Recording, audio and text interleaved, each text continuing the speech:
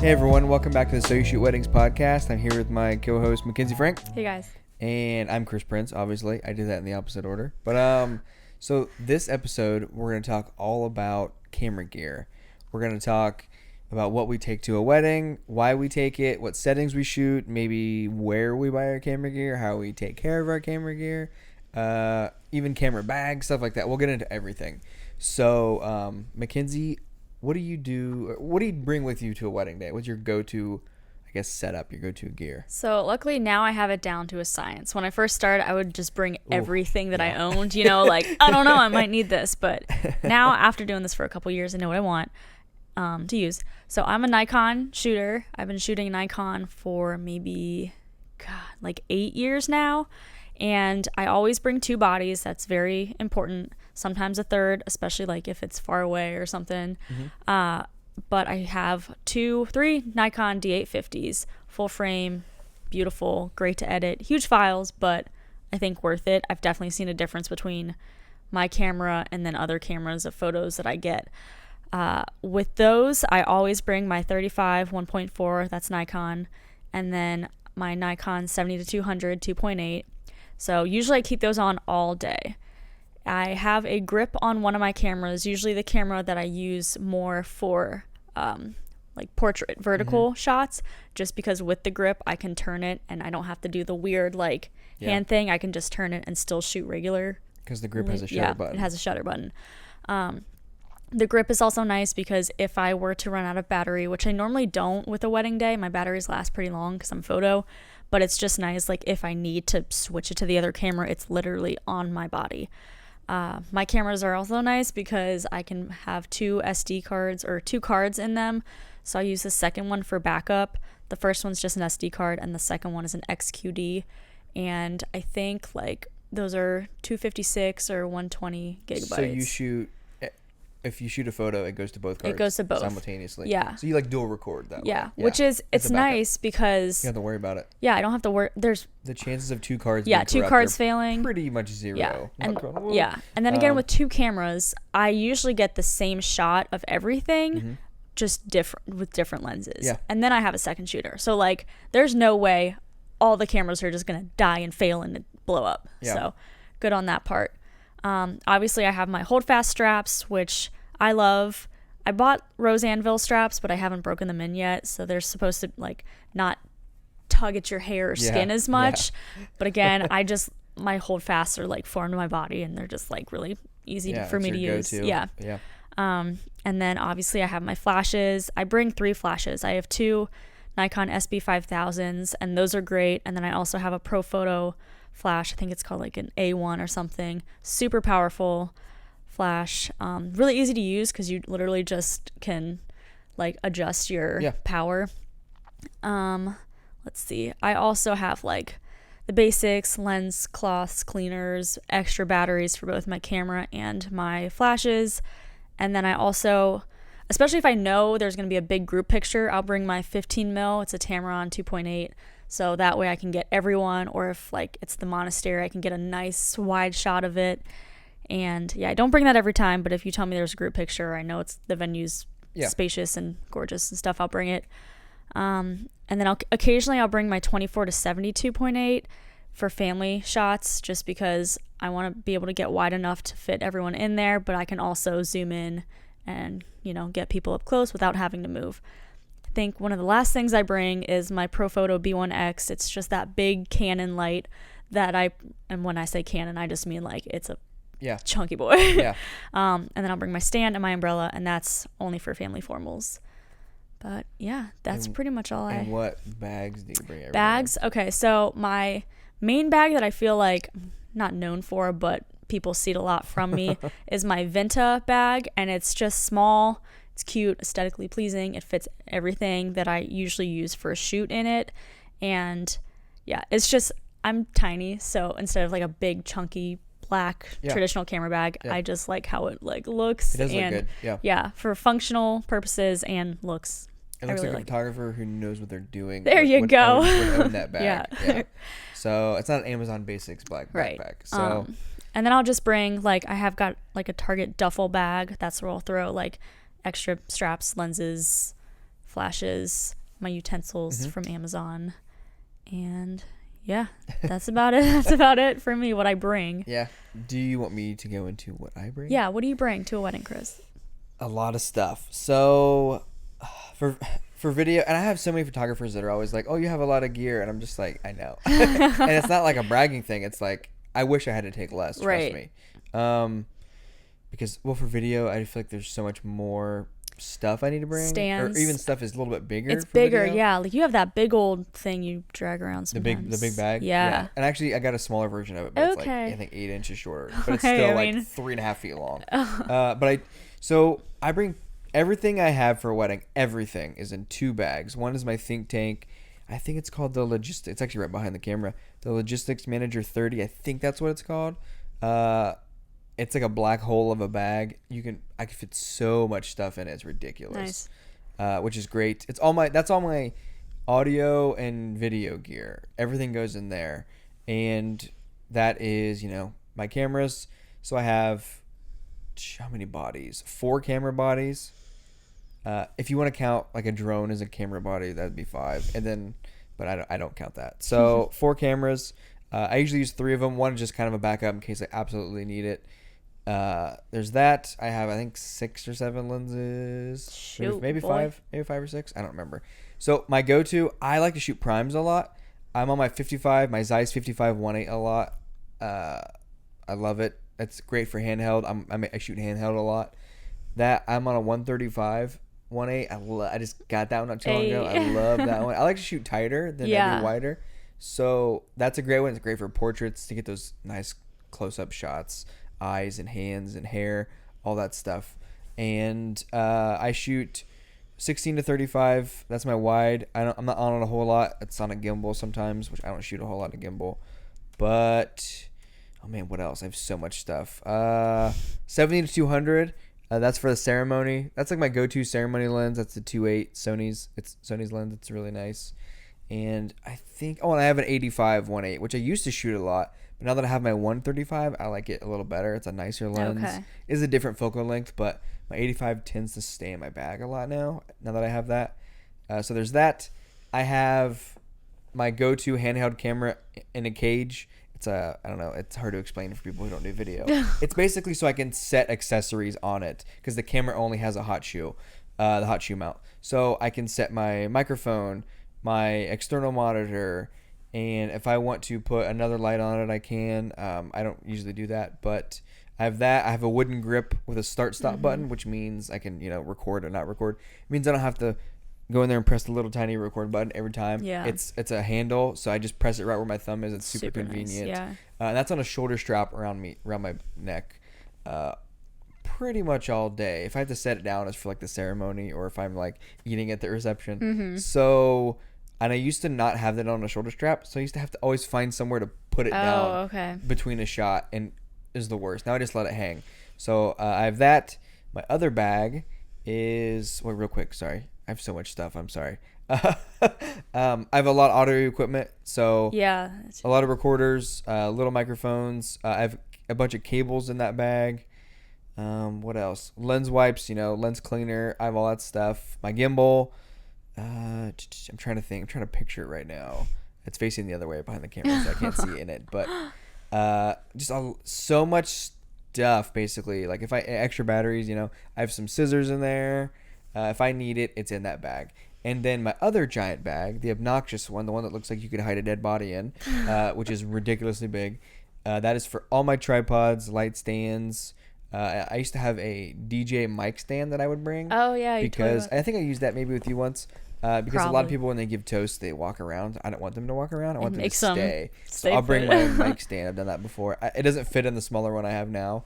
But I have that, and my lights go in there as well. I have the Practi lights. Those are for, open dancing and first dances. I usually get 2 of them. And I put them at an angle, and they shoot right down at the couple in the middle of the dance floor. And oh man, That also what helps else? me as a photographer too, especially if they bring those lights way down. Sometimes I have trouble focusing. So when you have your Right. light, I'm like, oh, this is a breeze. Yeah, most photographers are like, oh, awesome. Like Yeah. they're usually happy that I have those. Because I take my like illumination point light off my camera and my flash. Because sometimes There's like the red dots. yeah, where people like look immediately, and I'm like, no, I don't want you to do that. So yeah. it does make it more difficult You to can be a little more focus. discreet, But yeah. exactly. When it just literally, I have those lights, so it's like good light. It's a little more dramatic, but it looks good. It's way better than having a DJ spotlight on your couple's faces. So I do bring those. They're 2 giant bags and they're heavy. Oh, and also I bring a little shoulder bag that goes on my other side because my Kinda my balance you out a handheld little rig bit. is on my right side. My shoulder bag is actually on the left. And those are just the lenses that I might use. Let's say we go into like a field and we shoot the couple for a half hour. I'm taking my 135, my 55, and I'll probably have an extra body with my wide in there as well. So, but one of those 2 lenses I named, the 135 or 55, one of those are on my camera. So if my 135 is on my camera, then my 55 and my others, my 16 to 35 wide, are in my shoulder bag. And it sounds like a lot of stuff, and I guess it is, but I have those in there. I usually have a lens wipe in there because you never know what's going to get on your camera. Yeah. And blowing on it's not really a good thing to do. And so, using your shirt, clothes, yeah, sometimes not the so I best. yeah, for sure. So I definitely bring those, and that's if I'm going to be away from my big camera bag for a little bit. I'll have all that, and yeah, and everything's in those 2 giant bags, and they're heavy. And at the end of the night, I always regret that I have them because I'm like, oh, these are so heavy, now I have to put them in my car and like put everything back and wheel it out. And wheeling it out at a reception, and like you have to be like, excuse me, 35 times. And you're like pushing through people because they're just so large. But I would rather have it and not need it than need it and not have it. So I'm glad I have those. I'm glad I consolidated everything into 2 bags. So, but yeah, that's my camera gear. And if you have any more questions about like what specific, like, because I have so much more stuff I didn't get to talk about, but like, if you have any questions about anything, definitely get a hold of us. Instagram, through the Facebook group, all that stuff. We'll answer any of those questions. I can talk to you about all that stuff. But what's a good lens? Like, let's say there's a videographer starting out and they can only afford 1 lens for starters. What do you recommend? I could shoot my whole day on a 55 and I think I'd be happy.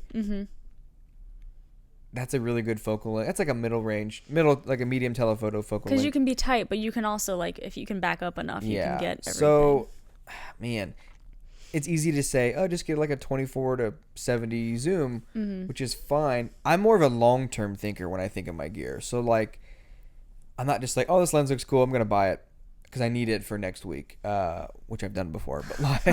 But like, try to get something that you'll be using in a year or two. And that's, so if the better lens, or the lens that you're like, oh, I really want it, it's $500 more than this lens though, try to make it work. Get a better lens because it's going to last you longer. So, but to answer that, the 55 is amazing. I love it for my Sonys. If you're shooting Canon or Nikon or Blackmagic or Fuji, somewhere in the 50-ish range, I think you can shoot a whole day on that. I would do. If you had a 50 prime, so what do you shoot? What's your lens? You said you shoot most of the day on? So my 35 1.4. Okay, that's a big one because so if you could get a 35 prime all day, you'd shoot 80-90% on that, right? Yeah, it's when I started out, I swore by the 24 to 70. Yes, 2.8 because it was nice. Like, you could zoom in and get your portraits, and then you could still get a super wide shot. That's like the wedding lens, I would say, because it's a nice range of focal length. And then I would have my 70 to 200 on the other one. I was like, cool, this is great. Once I got my 35, I was like, ooh, okay, butter. Like, it was primes such a winner. Usually like they're the IQs, like they're usually just better lenses. Plus lower, you can go in lower light. Lenses, so that's why I think, hey, why get a zoom lens now that's pretty expensive? That might be 3/4 of the way in terms of price to that prime anyway. So like, I don't know. I'm not a huge zoom lens guy. I'll use my 70-200 for the ceremony because, it's nice to go in and out and really get in there. But like, I'm on primes most of the day, like I said. So I would get a 50 or even a 35 prime and shoot on that. You just can't shoot a whole, like for the ceremony, if you're on a 35 all day, you're kind of screwed. Yeah. Or you're like rude and you get in really close to the couple. Don't do that. So, but no, in terms of must-haves, somewhere in the focal range, I would say of 35 to like 85. Somewhere in there, you're good. And the sweet spot of that is a 50, like a 55. So, but if you had like 2 lenses, I get a 35 prime and an 85 prime. I think you'll shoot a lot of good stuff on that. Now, and like that's still not super telephoto for the ceremony, but like I think everyone needs a 70 to 200 at some point. For sure. At some point. 2.8 too, because I know other people who have lenses especially in like a church. And yeah, you need to get all the light you can get in I have there. a 2.8, which is it's great for ceremonies. So, but you don't want to be that photographer or videographer who is on a prime all day and also during the ceremony is like going to be 4 feet from the couple because you don't have the reach of a zoom lens.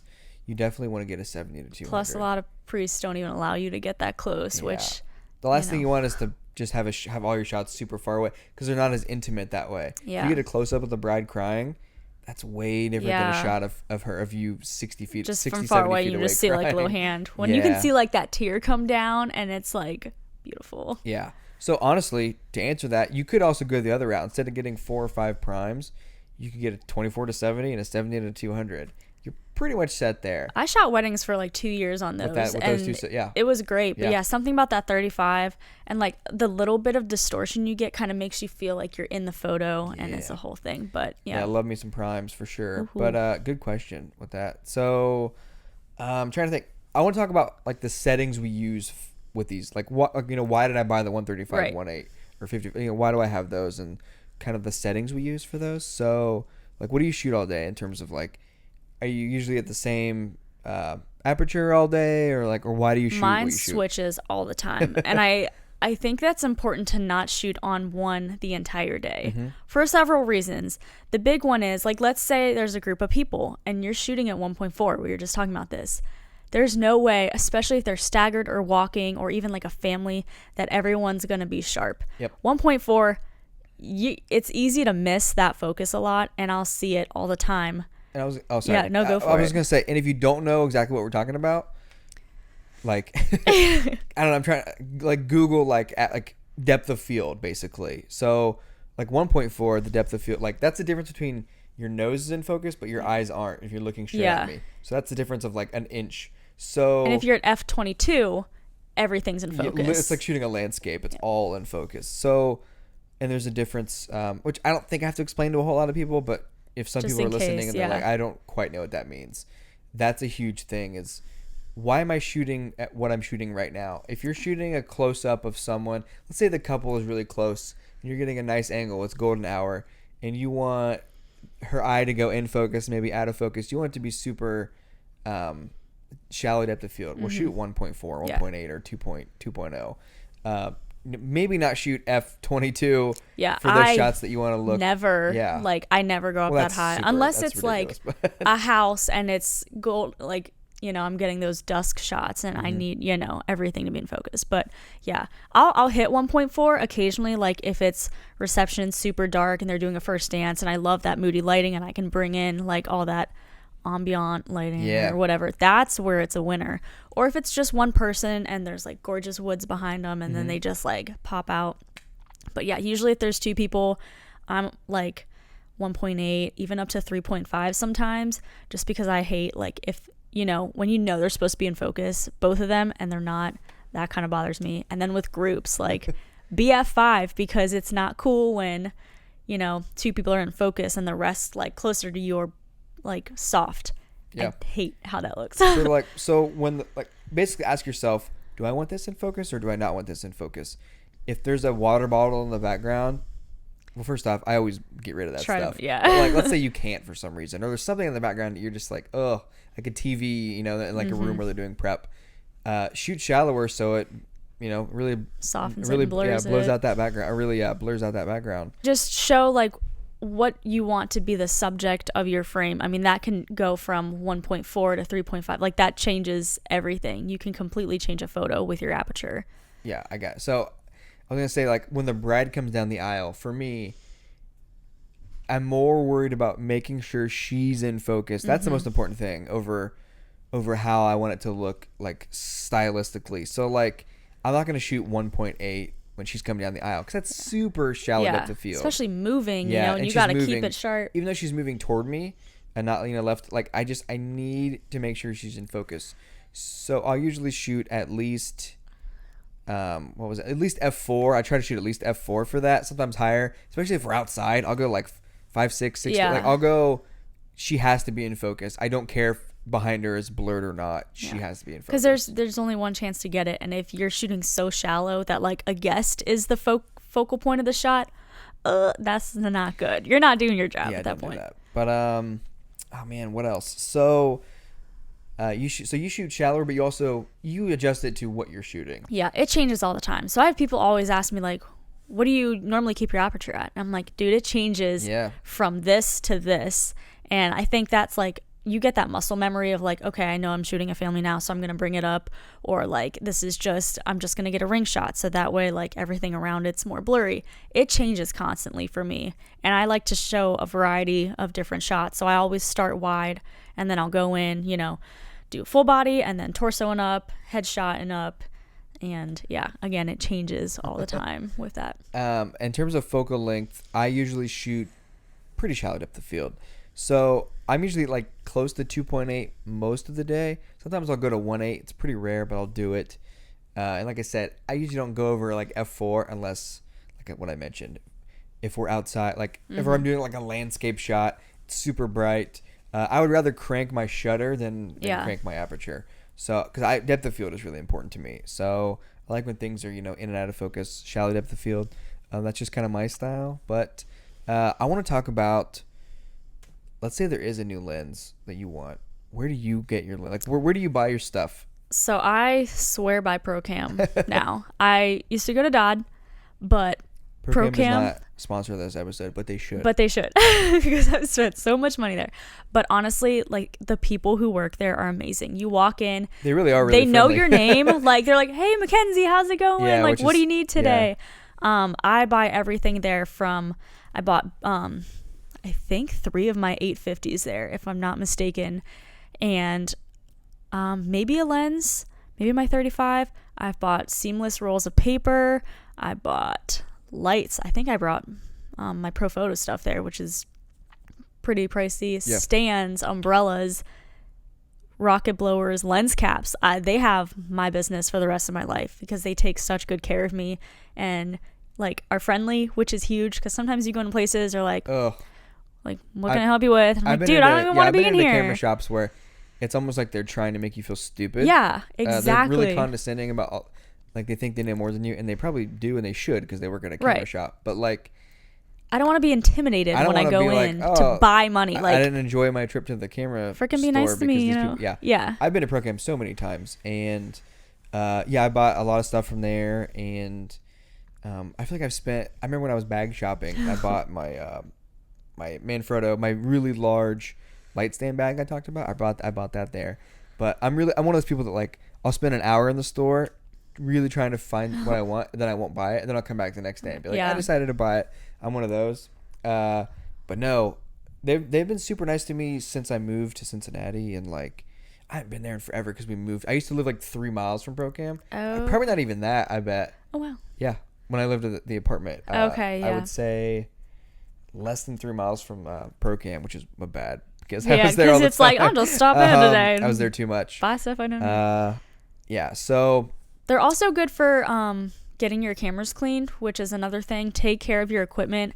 I used to like go in constantly, and they can attest to this, but I would get my sensor cleaned all the time because I would see like little dust spots or just be, conscious of like, hey, I take my lenses off a lot.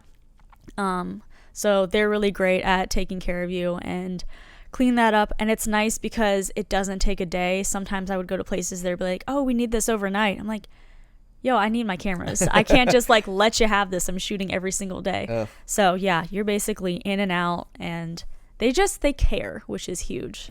I have like nothing but good things to say about them. Honestly. I've never had a bad experience. But yeah, so ProCam's great. I would say obviously if you're an online shopper, you can buy stuff from Amazon, B&H, Amazon's my Adorama. second. Yeah. I buy from B&H a lot as well.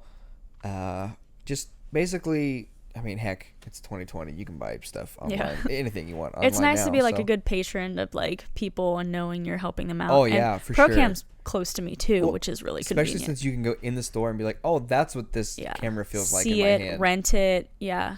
you can see, and I'm one of those people too. I'll go to ProCam and be like, oh, this bag's a lot smaller than I thought it was. See, or that's like, good this to is know a lot bigger too. than I thought it was. How does the zipper work? Yeah. Like, does it have enough pockets? So for sure, definitely ProCam. And I was gonna say, one of the last things about camera gear, obviously, camera gear is like ridiculously expensive. Video and photo, just anything camera related is pretty expensive. So get insurance on your camera gear. I have insurance on my camera gear. It's just you don't want to like walk to a wedding and I've had lenses fall before. I've had people accidentally kick stuff over before. It happens. It's nice to know that like it's not a huge deal because you have insurance on it. So if you're spending this much money on camera gear, insurance. Yeah. You're probably spending. I would say I probably have more invested in my camera gear than my brand new car I just bought. I would say I probably do. I would. So like, what do you have for your car? Insurance, your home insurance. Yeah. Like, get insurance on your gear, whether it's like an umbrella type policy, so it covers everything, which is what I have. So like every time I buy something new, I will add that to the policy because if I drop my Sony 135G Master, which is like a $2,100 lens, I don't want to be out $2,100. Yeah. I want to pay maybe a deductible or like something to get a new one. I don't want to deal with all that because I spent so much on camera gear, and a lot of you guys probably do too. And I know you do too. So it's just the peace of mind. It's something that's not fun to buy, but you'll thank yourself later. No one wants to buy insurance, but, no, but because that's there's not. It's just like invisible. But quick story: I was shooting Homerama a couple years ago, and I was switching lenses, and I dropped my 15 to 30 wide, like not even a foot, onto a softer than this, like where it dented the table thing. Somehow it completely broke. The lens did. I had to leave the shoot. Rainy day, my car was stuck in the mud, had to race, I think it was to Dodd Camera, buy another $1,300 lens, and thank God it was only $1,300, race back, and then still shoot, and then I had to get my other lens fixed. Like, not worth it. I mean, not worth it just at all. to know, like, hey, like, this is covered. I only have to pay, like, a couple $100, if that. Yeah. Insure your stuff, and people. because you mentioned, you're like, no one gets excited about buying, insurance. Paying You for just got to insurance. do it. Well, it's one of those things. You have insurance right now on your car. Like, let's say you use Allstate or Geico, whatever. If you add a policy, it might make your car payment or your car insurance cheaper because multiple policies. So bundle. Yeah, it's really not that big of a deal. I do that for my insurance, but definitely get some insurance on your gear, especially once you reach a certain. If you have a couple bodies, a couple lenses, it's nice to get insurance on it. You'll feel a lot better when you sleep at night. And when you go to a wedding where there's little kids running around. They smack stuff it's their job. People drop, I've had gear. It's happened before. It's going to happen. And if it hasn't happened yet, it will at some point. Sorry. Your gear is never going to be in perfect condition forever. It just won't be. But, yeah, wow, I feel like we covered a lot there. So I would say that about ends it. You have anything else to add? Nope. Just ask us questions about equipment if you need to. But join I us think on the that covers Facebook it. group. So you shoot weddings, and get a hold of us on Instagram if you need anything. But we will see you guys next week. Later.